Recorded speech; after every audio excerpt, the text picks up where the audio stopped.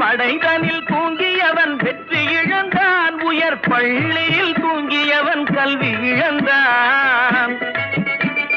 கடைதனில் தூங்கியவன் முதல் இழந்தான், கொண்ட கடமையில் தூங்கியவன் புகழ் இழந்தான். இன்னும் பொறுப்புள்ள மனிதரின் தூக்கத்தினால் பல பொன்னான வேலையெல்லாம் தூங்குதப்பா. தூங்காதே தம்பி தூங்காதே, சோம்பேறி என்ற பெயர் வாங்காதே. தூங்காதே தம்பி தூங்காதே, தம்பி தூங்காதே.